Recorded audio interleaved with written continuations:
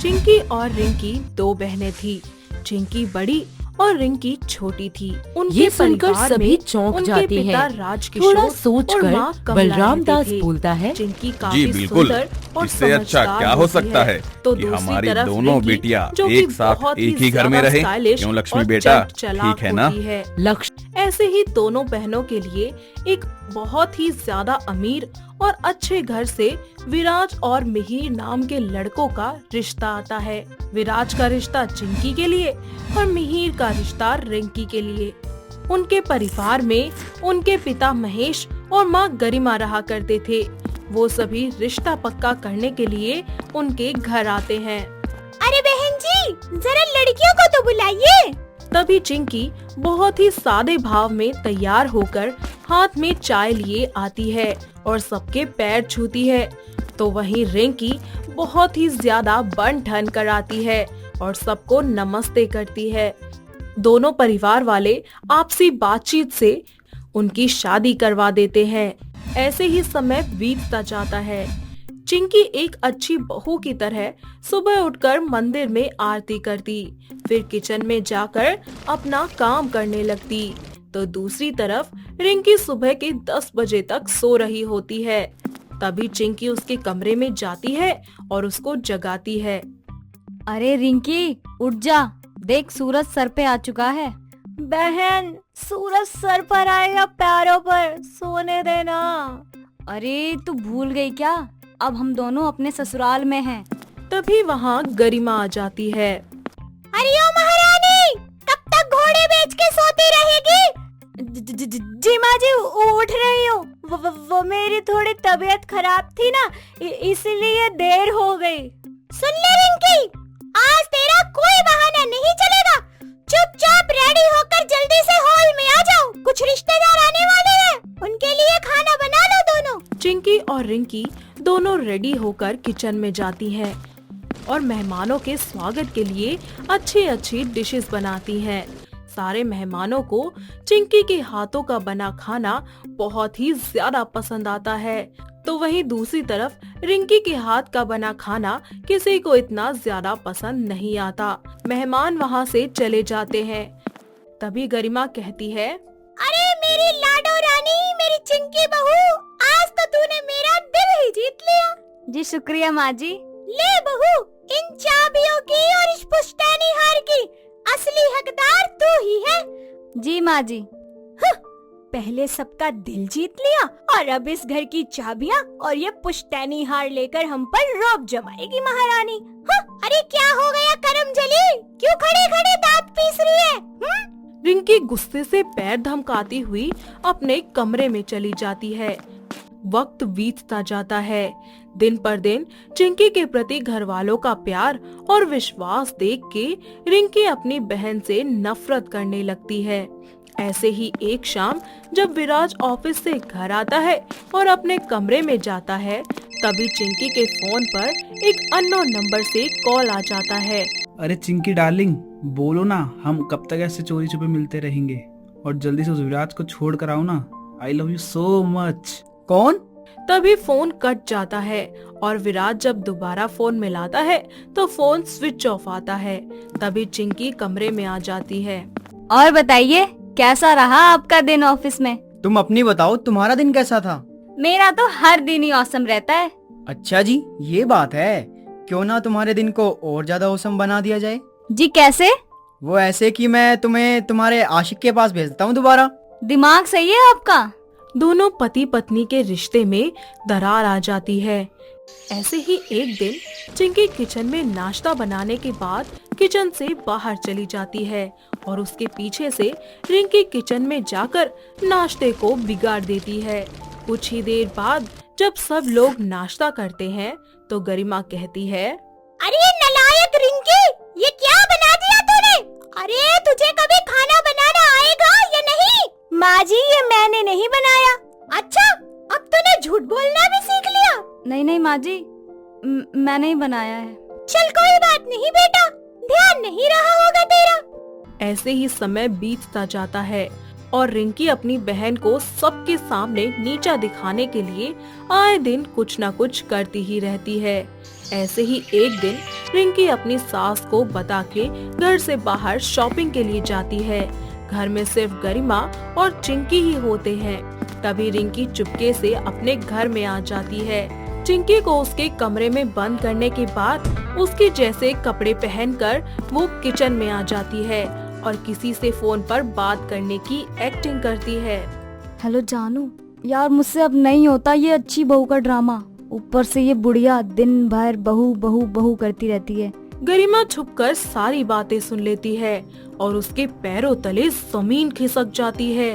वो बिना कुछ बोले अपने कमरे में चली जाती है। रिंकी जल्दी से अपने कपड़े बदलकर चिंकी के कमरे का डोर अनलॉक कर देती है और वापस अपने कमरे में आ जाती है।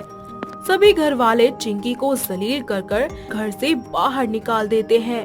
चिंकी रोती बिलखती अपने मायके आ जाती है। ये सब होता देख रिंकी को बहुत ही ज्यादा खुशी होती है। वो अपनी इस खुशी को अपने कमरे में आकर बयां करती है। वाह वाह, कितना सुकून मिल रहा है। अब ये सब कुछ मेरा है। ये घर, जायदाद, पैसा, तिजोरी, सब कितनी आसानी से मैंने उस बेवकूफ चिंकी को अपने रास्ते से हटा दिया। उसका झूठा बॉयफ्रेंड होने का ड्रामा दिखाया। तभी वहाँ से उसका पति मिहिर जा रहा होता है, जो सब कुछ सुन लेता है और कमरे में जाकर उसे एक जोरदार तमाचा जड़ देता है और उसका हाथ पकड़कर खींचता हुआ नीचे ले आता है। अरे क्या हो गया मिहिर बेटा? माँ, ये इंसान नहीं नागिन है, नागिन। हमने इसे पहचानने में गलती कर दी। माँ जी मुझे माफ कर दीजिए। ये सब कुछ मेरा किया धरा है। चिंकी की कोई गलती नहीं थी माँ जी। मैं बस उससे बहुत ज्यादा नफरत करती थी, क्योंकि सब लोग सिर्फ उसी को प्यार करते थे। इसीलिए मैंने उसके खिलाफ ये षड्यंत्र रचा था। अरे तू तो बहू के भेष में नागिन निकली, नागिन।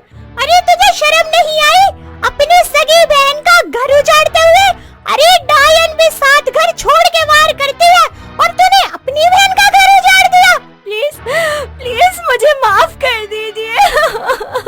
अरे माफी तो हमें चिंकी से मांगनी चाहिए।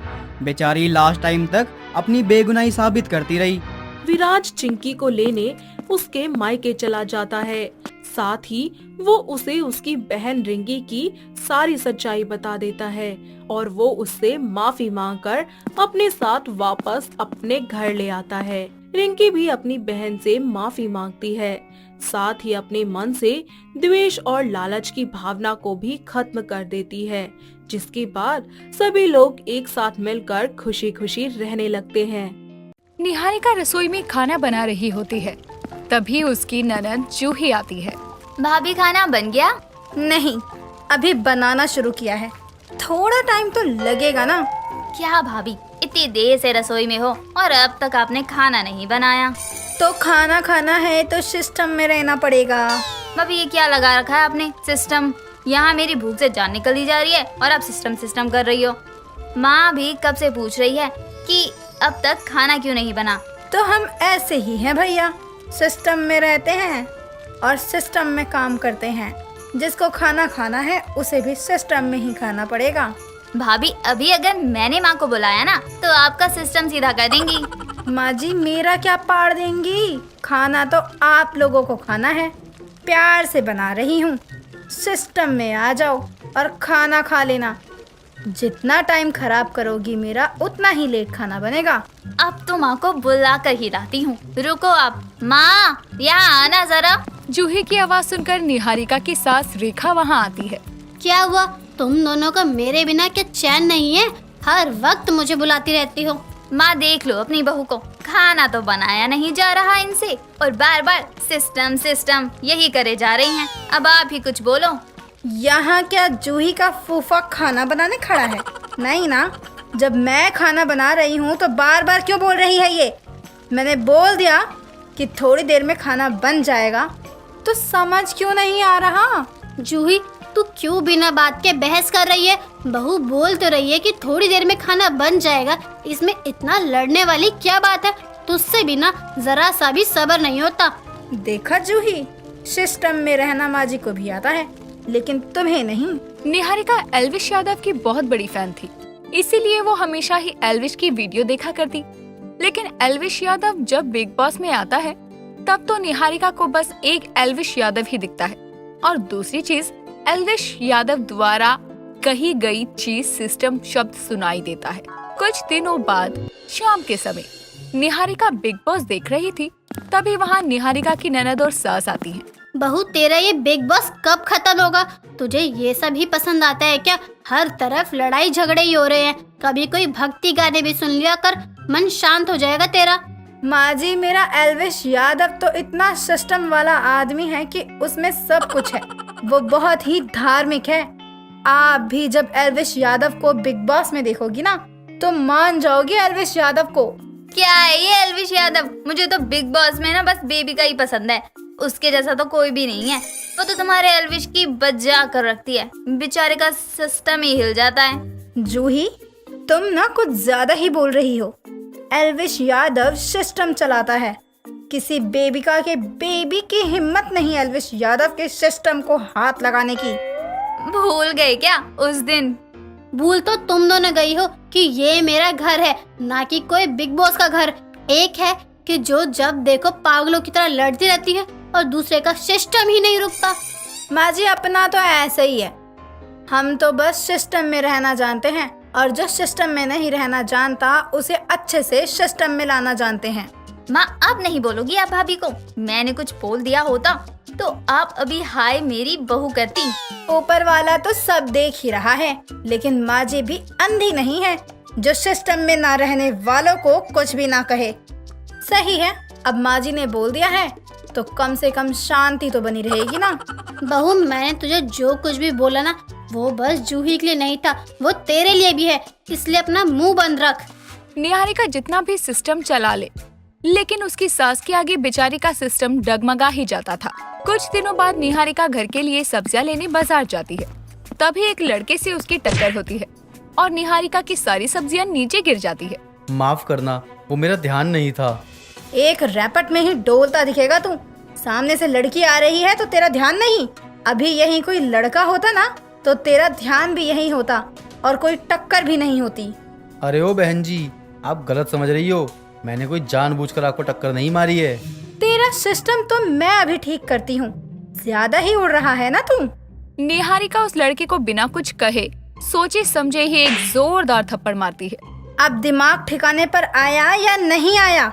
अगर नहीं आया तो बताओ, क्योंकि सिस्टम में रहने वाली बहू को लोगों को सिस्टम में लाना बहुत अच्छे से आता है।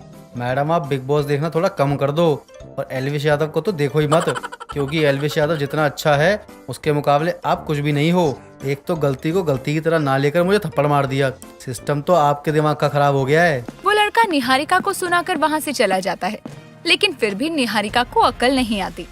निहारिका बस बोलती ही थी कि वो एक सिस्टम में रहने वाली बहू है, लेकिन काम ऐसे करती थी कि लोगों को पता चल जाता था कि ये बस बोलती है। ऐसा कई दिनों तक चलता रहता है। कुछ दिनों बाद निहारिका अपने घर का कूड़ा बाहर सड़क पर ही फेंक रही थी कि तभी उसकी पड़ोसन शारदा देख लेती है। अरे निहारिका बहू, तू इतनी पढ़ी लिखी है, फिर भी तुझे पता नहीं है क्या कूड़े को कूड़ेदान में ही फेंकना चाहिए? तू ऐसे सड़क पे क्यों फेंक रही है ये सारा कूड़ा? आंखें तो सही है आपकी, फिर भी ये पूछ रही हो? हाँ, पूछ रही हूँ क्योंकि तू मोहल्ले में कूड़ा फेंक रही है। तो इसमें आपको क्या परेशानी है? और अगर परेशानी है भी तो आप साफ कर दो ना। क्यों करूँ साफ? गंदगी तू फैला रही है और साफ करने मुझे कह रही है। कुछ ज्यादा ही जुबान चल रही है तेरी। अभी तेरी सास को बताऊंगी तो वो तुझे सुनाने लग जाएगी, इसलिए समझा रही हूँ। आप मुझे मत समझाओ, मुझे सिस्टम में रहना आता है, और मैं तो कूड़ा यही सड़क पर फेंकूंगी। मैं भी देखती हूँ कि मुझे कौन रोकता है। हाय हाय, कितनी बदतमीज है ये। अपने से बड़ों से बात तक करने की तमीज नहीं है इसे तो। अरे बहू, तू इतनी क्यों छोटी सी बात को इतना बड़ा खींच रही है? मैं सही बोल रही हूँ, ये बात तू भी कहीं ना कहीं मानती ही है ना, तो फिर क्यों ऐसा कर रही है? मोहल्ला भी हमारा ही है और इसे साफ करने की जिम्मेदारी भी हमारी है, इसलिए कूड़े को बस कूड़ेदान में डाल। आप ऐसे नहीं मानने वाली हो ना। रुको, आज तो मैं आपको अच्छे से सबक सिखाऊंगी। निहारिका शारदा से बहस करने लगती है और वो बहस कब बड़े झगड़े में बदल जाती है पता ही नहीं चलता। आसपास भी लोग जमा हो जाते हैं। ये सब रेखा को पता चलता है तो उसे बहुत ज्यादा गुस्सा आता है और वो वहाँ से निहारिका को खींचकर घर लेकर चली जाती है। और अब रेखा निहारिका से बहुत ही ज्यादा तंग आ गई थी। ये सब देखकर कि अब घर में कोई भी निहारिका से बात तक नहीं करता था। निहारिका की हर बात का जवाब बस सिस्टम बोलकर ही वो दिया करती। निहारिका अपनी सास के पास जाती है। माँ जी, मैं आपके लिए चाय ले आऊं? सिस्टम? माँ जी, ये आप सबने सिस्टम सिस्टम क्या लगा रखा है? घर में कोई मुझसे बात ही नहीं कर रहा, बस हर कोई सिस्टम सिस्टम करा जा रहा है और आप भी किसी को कुछ नहीं बोल रही हैं। सिस्टम? माँ जी, अब बस भी करो ना, मैं यहाँ आपसे बात कर रही हूँ और आप हो कि एक ही चीज बार बार बोले जा रही हो। आप लोग ये क्यों कर रहे हो? क्या हुआ बहू? हम लोग तो तेरे सिस्टम में ही चल रहे हैं ना, अब क्या दिक्कत होगी तुझे? माँ जी, मुझे अच्छा नहीं लग रहा कि आप लोग मुझसे ऐसे बात कर रहे हो। बहू, यही तो हम भी समझाते आ रहे हैं ना तुझे कि एक ही चीज को इतना खींचना भी अच्छा नहीं होता है। निहारिका को जब उसके अंदाज में समझाया जाता है तब जाकर निहारिका को अपनी गलती का एहसास होता है